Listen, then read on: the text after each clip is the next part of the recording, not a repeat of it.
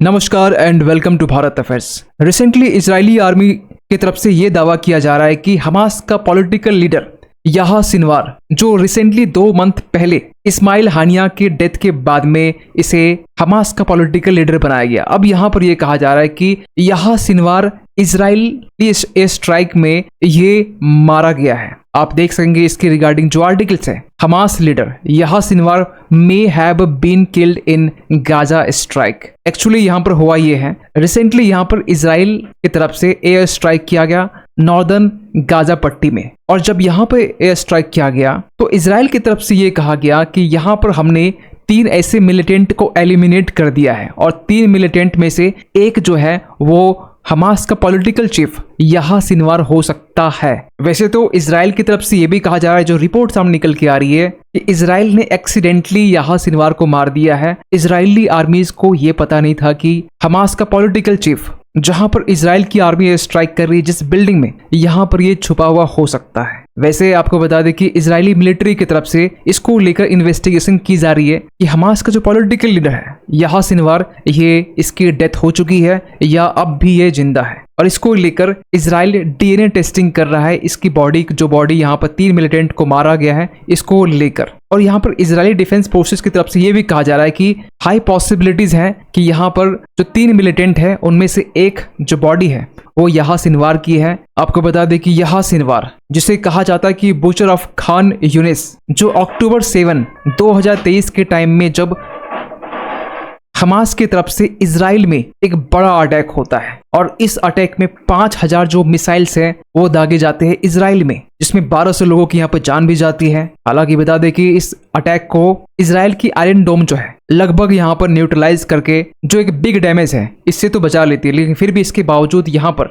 1200 से इजरायली नागरिकों की यहाँ पर जान चली जाती है। और आपको ये बताना चाहे कि याह्या सिनवार, जो कि 2017 के टाइम से गाजा में हमास को लीड कर रहा था, लेकिन जैसे ही यहाँ पर इस्माइल हानिया की डेथ होती है, इसके बाद में हमास का पॉलिटिकल लीडर बनाया जाता है याह्या सिनवार को, जिनका जन्म गाजा पट्टी में ही होता है 1962 के टाइम में। लेकिन 2008 के बाद में ये पब्लिकली आकर स्पीच देना थोड़ा कम कर देता है। इसके पीछे रीजन है कि इसे ब्रेन कैंसर के सिम्टम यहाँ पर नजर आते हैं, और इसका जो ट्रीटमेंट है ये इजरायली डॉक्टर ही करते हैं। लेकिन रिसेंटली जब ईरान से ये बातें पूछी गई ना कि अक्टूबर 7 जो इजराइल के ऊपर में अटैक किया गया, इसको लेकर जो ईरान के ऊपर में ये एलिगेशन लगते हैं कि ईरान के जो प्रॉक्सी ग्रुप्स है हमास की तरफ से किया गया, लेकिन ईरान ने साफ साफ इस बात को रिजेक्ट किया है कि ईरान का किसी भी तरीके का जो लिंकिंग है हमास से नहीं है। इस बात की को लेकर यहाँ पर ईरान जो है इस क्लेम को रिजेक्ट कर रहा है। आपको बता दें कि ईरान यहाँ पर यह कह रहा है कि दोहा, जहां पर हमास का ऑफिस है,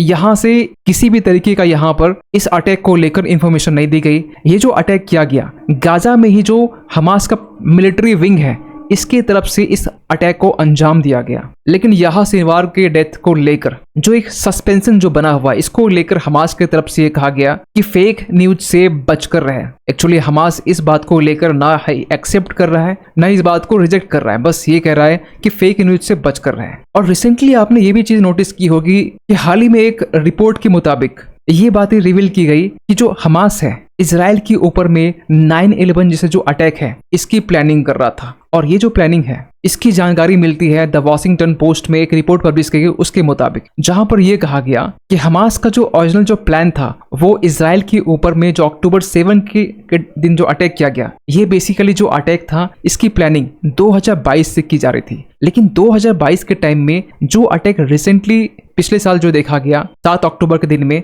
ये उससे बिल्कुल ही अलग था। हमास एक्चुअली यहाँ पर ये चाह रहा था कि यहाँ पर एक अटैक की जानी चाहिए 9/11 की तरह। जी बिल्कुल, आप सही सोच रहे हैं। उसामा बिन लादेन, अल कायदा का टॉप लीडर, जिसके कारण 9/11 जो अटैक है यूएसए में जिसे अंजाम दिया गया, और उसके 23 साल बीतने के बाद आज भी यूएस जो है टेरर से फाइट कर रहा है। और इसी तरीके का जो अटैक है हमास प्लान कर रहा था इजराइल के ऊपर करने में, जिसमें इजराइल का बेसिकली एक अजरेली टावर है जो स्क्वायर शेप में है, सर्कुलर शेप में, इसे टारगेट करने की कोशिश की जा रही थी। लेकिन इजराइल डिफेंस फोर्सेस की तरफ से ये जो प्लानिंग है इसे फेल कर दिया जाता है। आपको ये भी बता दें कि याह्या सिनवार को डेथ को लेकर यूएस ऑफिशियल्स की तरफ से ये बातें की जा रही है कि यहाँ पर हमास का पॉलिटिकल चीफ याह्या सिनवार की डेथ हो सकती है, ये यूएस भी कह रहा है। इवन कि इजराइल के डिफेंस मिनिस्टर यो गैलेंट, इन्होंने भी यहाँ पर यह कहा है कि ऐसे 26 टॉप लीडर है जिसे इजराइल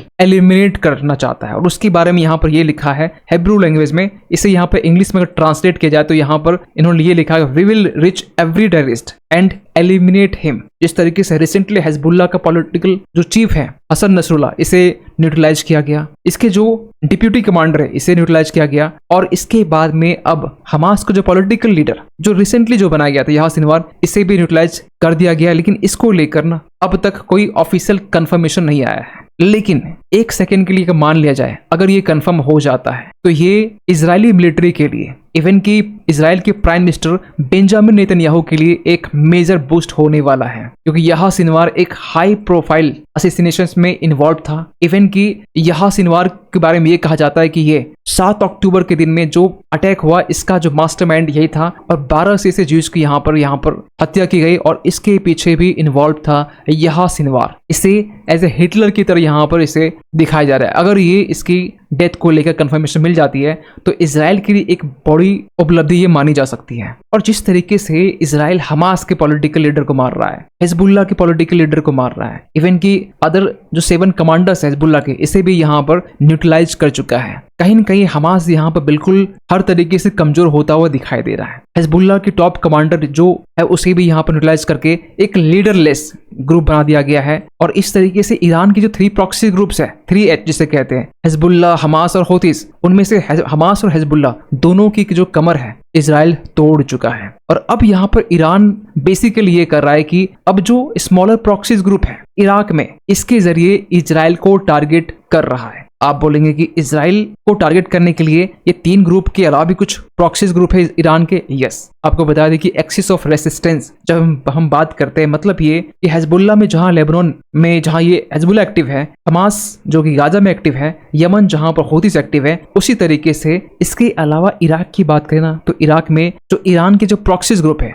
ये अलग बात है कि छोटे छोटे प्रॉक्सीज ग्रुप है। फॉर एग्जाम्पल की असेब अल हक, दूसरा है कतेब हिजबुल्लाह, तीसरा है बद्र ऑर्गेनाइजेशंस। तो इनके द्वारा यहाँ पर अब इजराइल को टारगेट किया जा रहा है, क्योंकि यहाँ पर हमास हिजबुल्लाह बिल्कुल पूरी तरीके से कमजोर हो चुके हैं। हौतीस यहाँ पर दूर होने के कारण इजराइल को प्रॉपर तरीके से टारगेट नहीं कर पाते हैं। तो ईरान जो है, इराक में जो प्रॉक्सीज ग्रुप है छोटे छोटे, इसकी मदद से अब इजराइल को टारगेट करना चाहता है। लेकिन इजराइल ने भी कमर कस ली है। इजराइल हमास वॉर में यहाँ पर अब ये अपडेट निकल के आ रही कि ये बेसिकली आर्टिकल्स अक्टूबर 17 आज की है, जहां पर इजराइल ये स्ट्राइक के जरिए गाजा की स्कूल को टारगेट किया गया, जिसमें कहा यह भी जा रहा है कि जिसमें 15 लोगों की यहाँ पर जान गई है। और जिस तरीके से गाजा में हमास के मिलिटेंट जो ठिकाने हैं, जो टनल है, वहां टारगेट किया जा रहा है, जो बिल्डिंग्स है उसे यहाँ पर डिस्ट्रॉय किया जा रहा है। इसको लेकर ना जो हंगर एक्सपर्ट्स है वो ये कहते हैं कि गाजा स्ट्रिप में, गाजा पट्टी में पैमाइन जो भुखमरी है उसकी सिचुएशन हमें देखने को मिल सकता है इस वॉर के कारण। और ये भी कहा गया कि यहाँ पर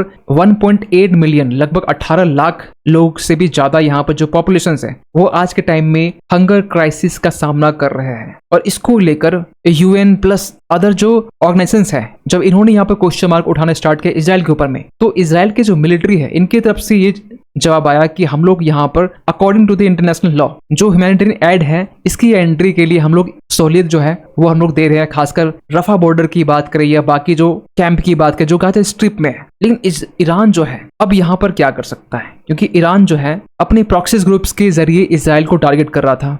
अब ईरान यहाँ पर ये करना चाह रहा है कि जिस तरीके से रिसेंटली आपने देखा होगा इजराइल की तरफ से एक बड़ा साइबर अटैक होता है ईरान के ऊपर में, और इसमें बेसिकली टारगेट किया जाता है ईरान के न्यूक्लियर साइट्स को। फॉर एग्जांपल की नटांज हो गया, जो कि मोस्ट पॉपुलर न्यूक्लियर साइट्स है ईरान के लिए। तो ईरान ने यहाँ पर ये सोचा कि अब हम लोग इजराइल के ऊपर भी साइबर अटैक करेंगे। वैसे ये नई बात नहीं है, ईरान पहले से भी साइबर अटैक करता रहा है, लेकिन ईरान का जो साइबर अटैक अब तक हुआ है ये अमेरिकन एंटिटीज के ऊपर करता रहा है, इवन कि UAE के ऊपर करता रहा है, लेकिन इजराइल के ऊपर में ये 10% था। लेकिन अब यहाँ पर ईरान ने ये कहा है कि जो साइबर अटैक है अगेंस्ट इजराइल, ये इसे अब गाजा वॉर कारण ये बढ़ा दिया जाएगा। जो 10% अब तक यहाँ पर ईरान इजराइल के ऊपर में साइबर अटैक करता था, अब इस 10% को बढ़ाकर यहाँ पर ये इससे भी ज्यादा करने वाला है। खैर, आपके मानते पूरी इस अपडेट को लेकर कमेंट कीजिएगा। और जाते जाते एक क्वेश्चन आप सभी के लिए कि हाल ही में किस स्पेस ऑर्गेनाइजेशंस ने यहाँ पर यूरोपा क्लीपर मिशन लॉन्च किया है